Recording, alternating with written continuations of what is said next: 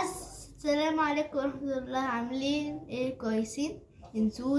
انسوش انتوا لايك وسبسكرايب وكومنت عشان انا عامل كيكة بشوكولاتة.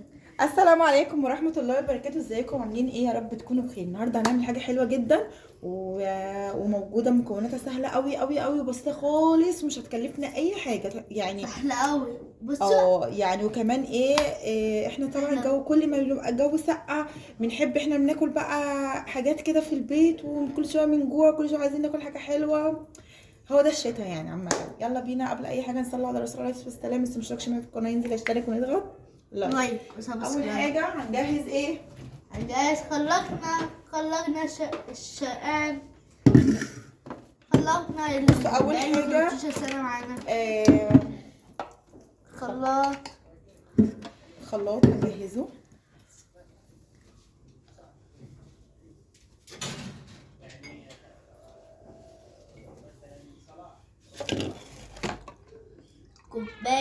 كوباية لبن. انا طبعا اللي حطها. هاتي الليمون. ثواني. انا طبعا اللي حطها. دي ضفنا كوبايه لبن. كوبايتين لبن. لا، كوبايه لبن دي بقيتي كوبايه اللبن. ماشي. وهنضيف سكر. انتوا سكر ولا انتوا سكر؟ كوبايه سكر. يلا. ما بين سكر غير. شو سوري مدلعكم اخر دلع. كده احنا ضفنا كوبايه اللبن على كوبايه سكر. بعد كده هنزل بقى بالكاكاو الخام. لازم الوصفه بتاعت النهارده عايزه كاكاو خام، ويفضل بقى كاكاو الاسباني يعني. ايوه، احلى نوع كاكاو الاسباني.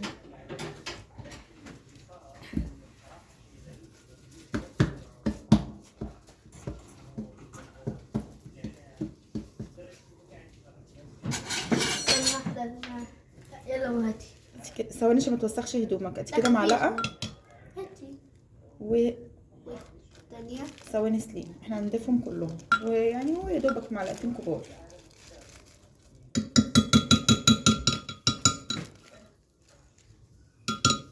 تمام. هنرفع الخلاط كده زي ما شايفين. ثواني بس اجيب الغطا. بصوا بقى نشغل.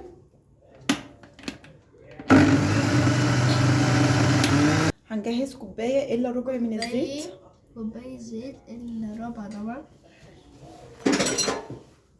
بصوا احنا هنشغل واحنا بنشغل هنضيف الزيت بالراحه خالص.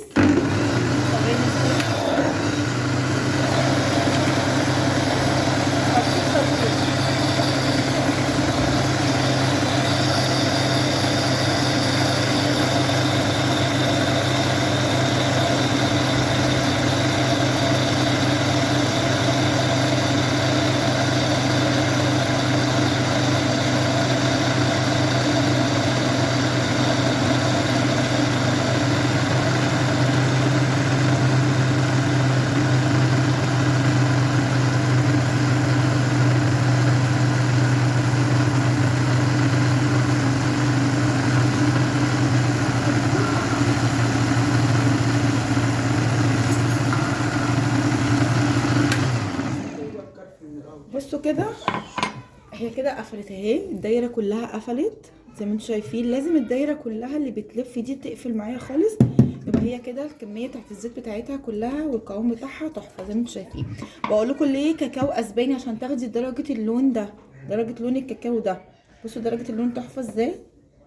هنجيب بقى كوبايه فاضيه وهنشيل منها كوبايه ونعمل بقى بقيه المكونات بتاعتنا. بقية المكونات بيضتين شوكولاتة بيض وشوكولاتة سودا ودقيق. ده أهم حاجة. شوكولاتة البيضة وشوكولاتة سودا. أي نوع شوكولاتة نطلع شوية. بص ادي، بصوا الجمال. بصوا القوام، بصوا التحفة، بصوا الجمال. احنا كده هنشيل كوباية زي ما انتم شايفين. بصوا التحفة دي هنشيلها كده على جنب. وكده بقية المكونات بتاعتنا نرجع الخلاط تاني وننزل بقى. ننزل بايه؟ بالبيضتين. البيضة ادي اول دي. بيضه، ثواني يا سليم ما تشغلش. أول كده أول بيضة. بيضة.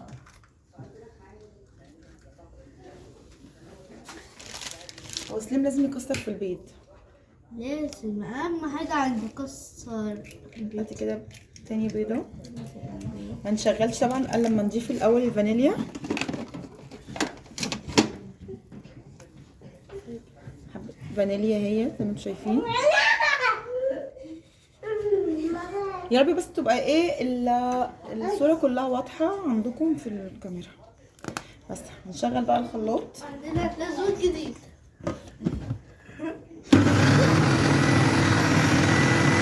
واخيرا الكائن الصغير اللي في البيت عندي ظهر معايا في اول فيديو معانا، ماسك الفرشة وبيتعامل معايا في البيت في كل حاجة يا جماعة. هذا الكائن بسم الله ما شاء الله عليه، يعني بصوا عشان حاجات برضو هو بيحبها فهو واقفين كلهم معايا في المطبخ. اول حاجه جبنا صينيه ولازم ندهنها ماده دهنيه، عندك حته سمنه، معلقه زيت، اي حاجه ادهنيها وسيبيها بقى شويه كده على جنب لحد ما ايه نعمل الخطوه اللي بعد كده ايه. واحنا بقى وصلنا مع بعض لكده، قولوا لي بقى بتتابعوني منين، وما تنسوش اللايك والاشتراك والمتابعه الكامله. بصوا يا جماعه عايزه اقول لكم بقى جبنا كوبايتين دقيق، بعد كده مجين من الدقيق. هي الكوبايه اللي احنا بنستعملها في الاول هي اللي بنستعملها في الاخر، يعني خلوا بالكم من النقطه دي. فانا جبت لازم تتنخل كويس جدا جدا جدا الدقيق. جبنا اديك اول كوبايه، وبعد كده هننزل بالكوبايه التانية. والكائن الصغير بقى هي ايه هيساعدني ويحط لي البيكنج باودر عليه. ولازم بقى يحطوا التاتش بتاعهم معايا، بس انا بقلق جدا من وجودهم معايا في المطبخ صراحه يعني. هما بياخدوا بص بينتشوا في اي حاجه، بيفضلوا ينتشوا ويزقوا ويعملوا وملهمش امان خالص السن ده اصلا. بس كده زي ما انتم شايفين خلصت الكوبايتين من الدقيق ونخلتهم حلو جدا. هنحط بقى ايه كيس الكيك الشيف. ادي كيس الكيك شيف معانا، هنفتحه وهنخلي جوجي هو اللي هيحطه على الدقيق. صراحة طلعت تحفة جدا النهاردة عشان خاطر كان معانا ساجد هو ايه اللي شارك معانا في الوصفة بتاعت النهاردة. بصوا كان عمال يعمل ازاي، هو سكر خالص الصراحة بس جميل. فبس نزلت بقى بالكيس البيكنج باودر، بعد كده نزلت بقى بالمكونات السائلة بتاعتي كلها زي ما انتم شايفين من الخلاط، ونزلتها كلها بمعلقة. بس كده هي. بعد كده بقى قلبنا، بس خلي بالكم عايزه اقول لكم على حاجه، المكون اصلا في طبيعته بيبقى سميك، ما بتبقاش نفس قوام الكيكه العاديه، بتبقى سميكه، بتبقى تقيله يعني. فانتوا ما تقلقوش وتقولوا لا هنخففها، لا انتوا ما تقلقوش، هي بتبقى سميكه كده وبتبقى سمكها اصلا في الصينيه حاجه بسيطه جدا. بصوا هي زي ما انتوا شايفين معايا بلفها تقيله. فخلصت الكميه بقى، بصوا تقيله ازاي، هي كده هي بالظبط كده. فهننزل بقى بالكميه بقى في قلب الصينيه اللي احنا كنا دهنلها ماده دهنيه. مش شرط ان انت ترشي لها دقيق خالص خالص خالص، هي بس ماده دهنيه وخلاص. هننزل بقى، بصوا وزعتها، يعني سويها في قلب الصينيه مش اكتر من كده. انا هسويها مش هحتاج اكتر من اللي انا هسويها، هحاول على قد ما اقدر ان انا اسويها في الصينيه كلها بس يعني. بصوا انا بس بعملها لكم الفتره يعني المقطع ده طول شويه عشان خاطر انتي ما تبقيش مستغربه انها تقيله، مش بتتفرد معاكي في الصينيه مره واحده، لا انتي تخليكي بس طولة بال شويه عليها لحد ايه بتفرديها في الصينيه كلها زي ما انتوا شايفه معايا كده. بس فهجيب بقى سكينه وهنزل كل ال المكون بتاع الكيكه من المعلقه. ف... فايه وهسويها برضو ايه معاكم بالراحه كده.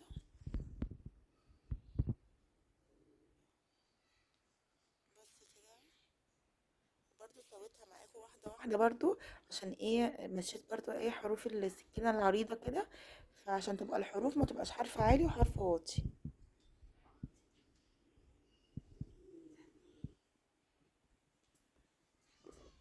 بس كده خلصت الكميه، خلصتها فرد كده زي ما انتم شايفين. ورحت بقى ايه، يعني حاولت ان انا اهزها كده يمين وشمال معايا. ورحت جايبه بقى معايا بقى حبه بقى من الدلع. بصوا يا جماعه لازم بقى، بصوا بس كده جبتها يمين وشمال زي ما انتم شايفين كده، لحد ايه ما تبقى متساويه على قد ما قدرت. يعني ان انا الصراحه سويتها وطلعت الحمد لله. ادلعهم بقى زياده بقى، جبت مكعبات الشوكولاته بتاعتي واحطها بقى واوزعها في الصينيه زي ما انتم شايفين. الخطوه دي بجد هتفرق جدا جدا جدا جدا جدا في الكيكه. بتبقى خطوه تحفه تحفه تحفه، وصراحه بتبقى جميله قوي. كل قطعه بتاخديها من الشاتو بتبقى من جواها شوكولاته سايحه، بتبقى حلوه جدا جدا جدا. بصراحه الوصفه بتاعت النهارده كانت رائعه، كانت حلوه قوي وما قعدتش خالص. يا دوبك هي مستنوش عليها تبرد اصلا، يعني مستنوش عليا ان هي تبرد. يا دوبك اول ما طلعتها راحوا بقى كل التطور، يعني ما خرجوش بره المطبخ إلا لما كانوا خلصوها يعني. بس فوزعت الشوكولاته زي ما انتم شايفين كده كلها، طبعا ما استخسرتش. فالمكعبات الشوكولاته دي الصراحه بتبقى حلوه جدا جدا. وندخلناها بقى الفرن، ما بتاخدش اكتر من 10 دقايق. عشان تخلي بالكم الوصفه دي سريعه جدا جدا جدا، ما خدتش اكتر من ربع ساعه، ما كملتش كمان الربع ساعه، هم 10 دقايق بالظبط ولقيناها خلاص استوت. كده خلاص اهي بوريها لكم مع قطع الشوكولاته، والقطع الشوكولاته البيضاء والسوداء. وهندخلها الفرن. وبعد ما نطلعها بقى بص هوريكم الشكل النهائي بتاعها عامل ازاي. بصوا بقى الجمال، هي طالعه اصلا بصوا مطرح ما كنت مدخله فيها الشوكولاته عامله زي تجويف. التجويف ده بقى بينفعني جدا في ايه، اللي انا لما هنزل عليه صوص الشوكولاته بينزل في التجويف ده بيبقى تحفه تحفه تحفه، اكنك بتاكلي مولتون كيك بالظبط. بيديكي نفس احساس المولتون كيك وانتي بتاكليه، اللي هي بتاكليها من فوق صوص ومن جواها كمان صوص نازل. صراحه بتبقى طعمها رائع. وزعت طبعا ايه الكوبايه اللي احنا كنا شايلينها على الوش خالص. لازم تبقى سخنه، لازم تبقى سخنه. بارده لا، مش ما يفضلش تكون الكيكه بارده، لازم الكيكه تبقى سخنه. وتنزلي عليها صوص الشوكولاته بتتشرب، بتديكي طعمه وغنى اكتر. بصوا كده وزعتها زي ما انتم شايفين. وطبعا ايه عملنا شويه حاجات كمان. بشرنا حبة شوكولاتة بيضة وسودة وحطيناها على الوش كده. بص دلعناهم. بص يا جماعة الجمال، الجمال ده يعني تحفة. صراحة صينية كيكة كانت غنية جدا جدا جدا، وكانت طعمها حلوة قوي قوي قوي قوي يعني. بس فجبت وزعنا الشوكولاتة زي ما انتم شايفين معايا كده.